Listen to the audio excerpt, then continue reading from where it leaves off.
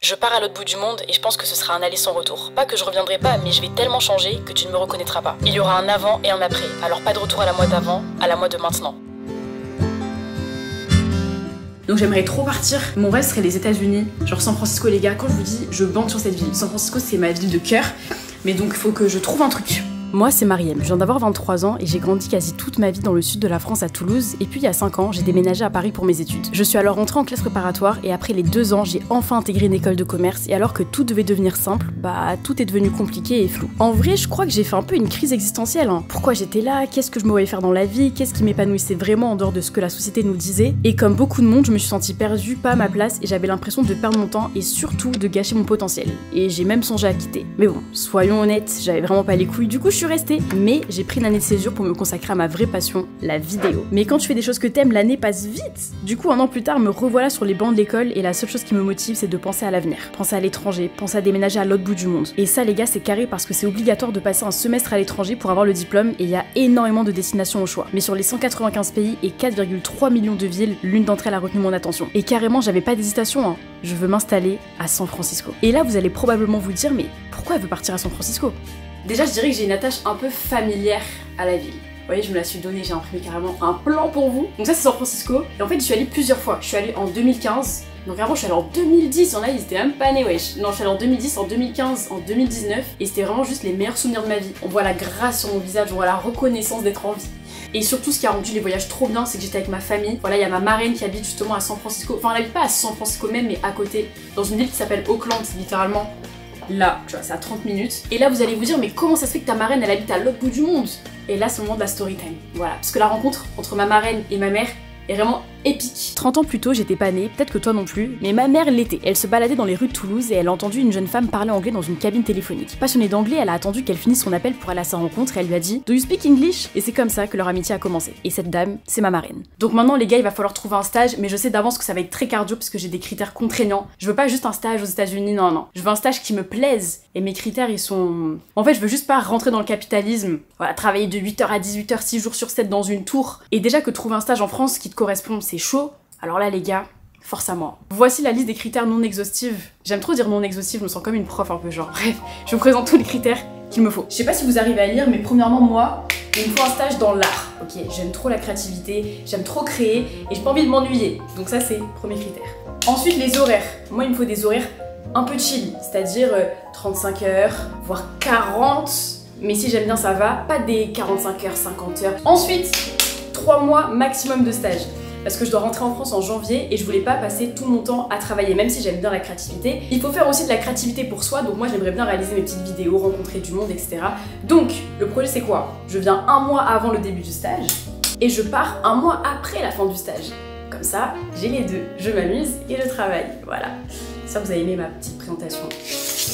Alors de janvier à mars, j'envoie plein de candidatures jusqu'à ce qu'une galerie d'art me réponde enfin. J'ai passé l'entretien, on a été séduits mutuellement, ils m'ont dit ok, et puis j'ai entamé les longues démarches administratives. Et les gars, je vous jure que jusqu'au dernier moment, j'avais les fesses serrées parce que j'étais pas sûre d'obtenir le visa puisque l'administration Trump a durci les procédures. Pile quand je prenais rendez-vous avec l'ambassade, ils ont dit ah, on bloque les rendez-vous. Voilà, les étudiants étrangers, vous allez rester chez vous.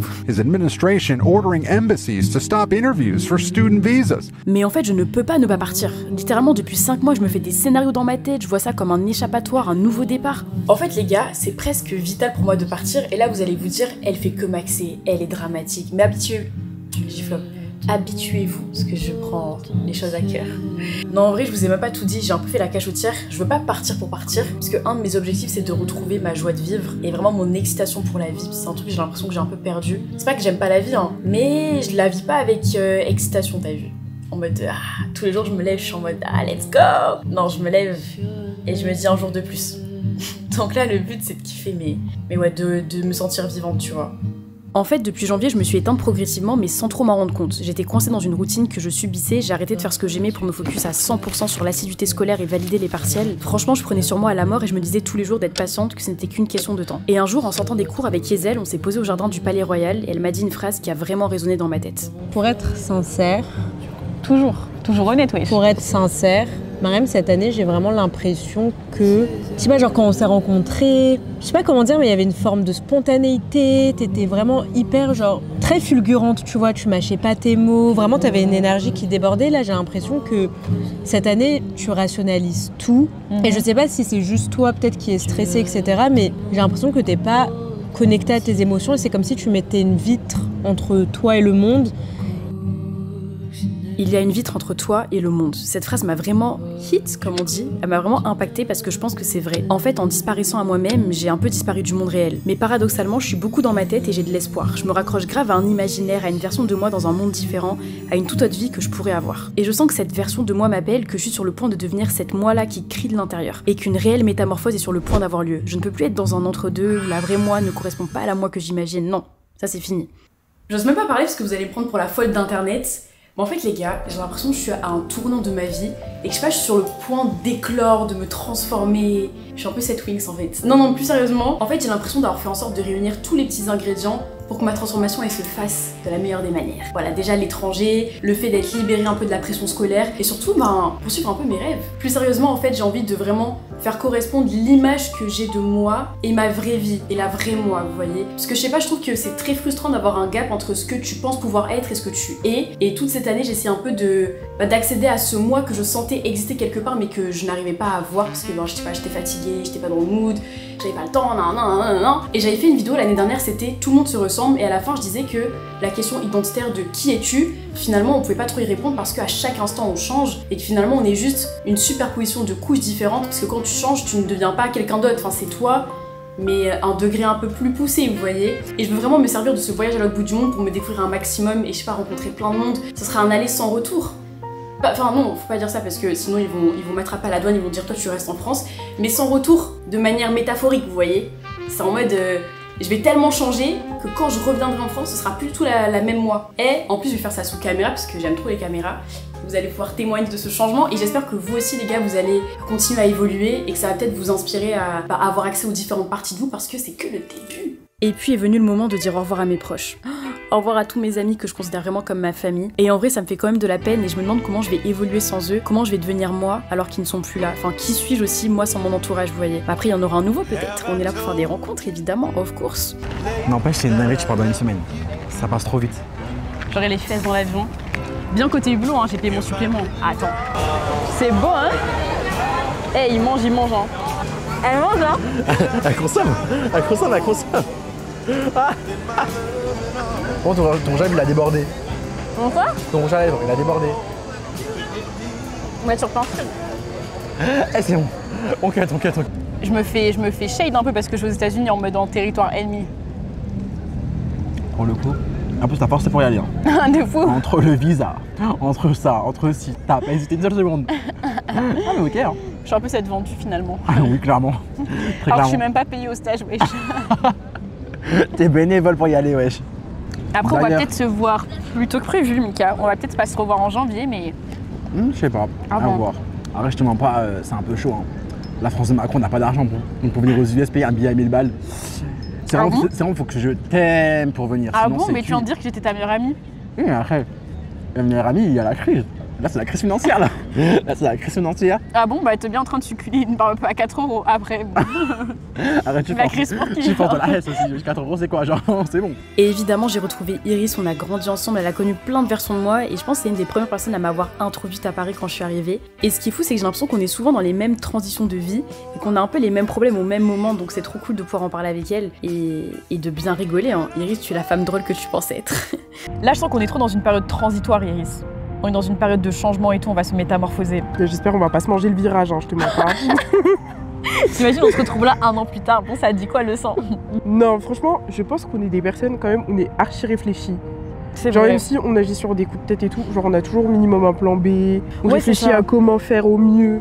Mais déjà, moi, ce que j'admire avec Iris, c'est que tous les dimanches, elle a vraiment son planning, son Ouais. reset day, où elle planifie toute sa semaine à venir. Et je crois que t'as jamais dérogé à cette règle, à part si t'étais hyper malade ou un truc comme ça. Ouais, mais ce planning il rend fou tout le monde parce que du coup à chaque fois je mets des plans. Ah mais on Ou sait, alors, le dimanche, faut même pas Soit je mets essayer. des plans ou alors je suis toujours en retard. Faut aller laver la salle de bain, laver la chambre, on fait des sous-vêtements, on prépare les tenues de la semaine, on fait le gommage des pieds, pédicure, manucure, gommage J'ai tellement visage, cette go. gommage corps, c'est tout much. Mais tu sais que j'aime trop Parce que pour moi, tu sais, le fait de prendre soin de soi, d'être coquette ou quoi, en fait, c'est juste une expression de soi, t'as vu? Parce que je sais que toi, tu le fais vraiment pour toi-même. Et je sais que Iris, même s'il y a personne qui la regarde, même si t'es toute seule dans ta chambre en quarantaine, tu vas faire l'effort de te mettre bien. Elle aura mis bien sa wig, elle aura fait ses ongles. Mais je pense que je serai plus fraîche carrément en quarantaine que quand j'ai besoin de sortir. Hein. T'as ton personnage comme dans un jeu vidéo et juste tu le personnalises. Mais c'est grave ce que tu m'as dit en plus, tu fais tes piercings. Je me customise. Oui, voilà, c'est trop bien. Ça. Et je me demande comment on sera quand on aura 90 ans. De toute façon, on avait déjà eu cette discussion. Chargé avec la canne. Moi, je t'explique qu'on décharge que dans la tombe. Hein. Et encore, hein. On sait pas trop si on arrive en enfer, on continue à charger, on t'explique. En tout cas, j'espère que j'aurai des story time à te raconter hein, quand je reviens. Mais t'as bien intérêt. Que tu seras tellement choquée, ta bouche, elle va s'ouvrir. Tu pars pas à des milliers de kilomètres pour revenir et me dire j'ai goûté du café. Mais non, mais en vrai, tu vas quand même. Tu vas me manquer. Mais oui, toi aussi. Et puis j'ai aussi dit au revoir à Neisha, c'est une des dernières personnes qui est rentrée dans ma vie et c'était totalement inattendu. En fait on a vraiment connecté autour de notre passion pour la vidéo et la création de contenu et ça a vraiment été un pilier pour moi les 2 dernières années. Tous les jours moi je me réveillais le matin et je recevais tes références, ce que tu avais lu, ce que tu avais vu. Ouais on s'envoyait les liens des vidéos et tout pour progresser. Exactement, pour vraiment un peu une team. Et je pense que c'est aussi l'une des raisons qui m'a fait tenir sur les réseaux. Parce que d'habitude mes amis je les rencontrais ou à l'école ou même sur les réseaux mais juste on papotait, ça répondait à des stories machin. Mais toi c'est vraiment à partir de la vidéo qu'on s'est rapprochés, qu'on a appris à découvrir nos propres personnalités, tu vois. De ouf, de ouf. Avec toi, j'ai grave une part de vulnérabilité que j'ai pas forcément avec d'autres personnes. Tu m'as vu dans des moments clairement de doute, des moments où j'étais fatiguée. Carrément, un jour, on sortait, tu m'as dit, Mariem, t'es vraiment fatiguée. Hein. Mais oui, t'es fatiguée, dors. Vivre de notre art, c'était vraiment le but les premier. gars, c'est ça le problème. Moi, je demande pas à être millionnaire, je demande juste à pouvoir vivre grâce à la vidéo de sorte à dégager du temps pour faire des vidéos, tu vois. Parce que sinon, tu te retrouves à devoir faire des tafs alimentaires. Moi, j'avais mon job étudiant à côté, c'était juste frustrant, tu vois. Exactement. En fait, j'ai envie de voir ton voyage, mais j'ai pas envie de te voir fatiguée. Tu vois ce que je veux dire? Parce que tu vas te mettre la pression à créer. Tu sais qu'il y a une rue qui est trop stylée derrière. Parce qu'un jour, je me suis perdue, il n'y avait plus de métro, j'ai marché et il y a là les trucs stylés, c'était chaud qu'on décale. C'est très parisienne vibes pour profiter un petit peu, tu vois, de ces derniers instants.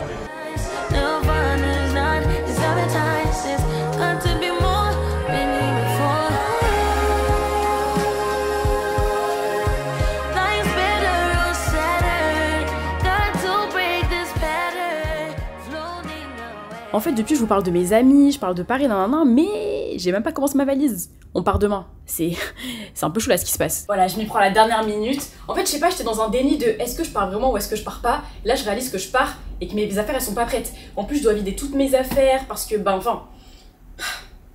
suis dépassée par la situation. Mais bon, bonne musique, bonne énergie et puis tout va disparaître. Voilà, c'est... De toute façon, j'ai pas le choix. J'ai pas le choix. Mais là, je dois faire trop de trucs. En plus, je dois aller couper mes cheveux. Là, je suis allée faire mes strass dentaires. Bon, après, t'as vu, moi, j'ai mes priorités. Pas de valise faite, mais minimum, je brille des dents. Donc, ça, c'est fait. Ensuite, il faut que j'aille acheter des culottes. En fait, je trouve qu'on peut être intime maintenant. Donc, vous pouvez savoir que je dois acheter des culottes parce que je sais pas quand je pourrais faire des machines là-bas, vous voyez. Et si au bout de 7 jours, je suis en mode... ça va pas retourner mes culottes. Donc, il faut que j'en achète. I know what you want, but you can't have this. Là, j'ai fait le tri entre tout ce que je gardais et ce que je laissais. Et là, il faut essayer de mettre tous les bas dans la valise. Peut-être que je suis un peu ambitieuse, hein. Je vous mens pas. Ça me paraît un peu... beaucoup. C'est qui? C'est qui, moi? Mot de passe. Regardez. Le départ. Mais toi, tu pars pas en fait, pourquoi tu sautes? En fait, tout ce qui t'intéresse à moi, en fait, tu pars, je pars avec toi. Oui, voilà, je pars, tu pars. Nous partons, en fait. Je suis heureuse, tu es heureux. Genre, Minom, il y a la place ici, je me calme. Voilà, tu mets dans la valise, clac, plié en deux. Non, chat barré. Ouais, mais du coup, il est venu, enfin, tu es venu, je parle comme s'il était pas là. Je suis grave la fin, hein. Respectez-moi, je sais pas. Minimum, tu me respectes. Bah, en fait, tu viens pour m'aider à finaliser mes bagages. Comme je suis ce clean boy, du coup, bah, je t'aide. Ouais, t'es un peu ce slave. Ce Tu slave. vas frotter, nettoyer, balayer, astiquer. Tout ça. C'est une manière très très originale, franchement. Est-ce que tu te rends compte que c'est demain et l'appart est dans un état catastrophique, genre? Ça, on dirait l'émission Cleaners. Cleaners. Ça va la rêve? Tu devrais pour le coup, parce que là. En fait, c'est que les gens ils ont une technique, je crois que tu tournes les vêtements et après dans la valise ça prend pas de place. Moi je mets, j'entasse. Moi ce que j'ai fait aussi, mais en vrai c'est la même chose.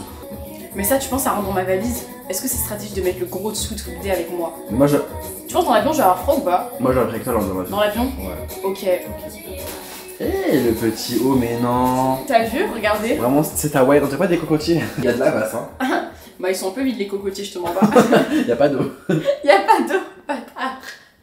Sans vitamine, ouais. Y'a plus de vêtements là? Bah non. Mais trop bien. Attends, et ça peut-être que je peux essayer de... Ton gros fiac là. Ah oui. Excusez-moi. Bah voilà, du coup on a tout fait, on a tout rangé, on a tout plié, on a tout classé. Maintenant il faut mettre dans la voiture. Ouais, et ça par contre ça va être, comme on dit... Fastidieux? C'était pas ça le mot? C'est hard. Ah! Bref, du coup ici elle est pas concentrée. C'est hard! Du coup ça va être chaud. Ça va être chaud. Mais le plus gros effet... Non, en vrai de vrai le plus gros effet, parce que là faut laver. Non mais en fait moi je suis toujours sur la blague d'avant. Genre le fait que fastidieux soit l'opposé de... Bref, mais du coup, ouais, là, on a tout fait, enfin c'est carré, c'est bon. Et puis une fois que les valises étaient faites, que l'appartement était bien rangé, bien nettoyé, c'était le moment de charger la voiture et de partir à l'aéroport.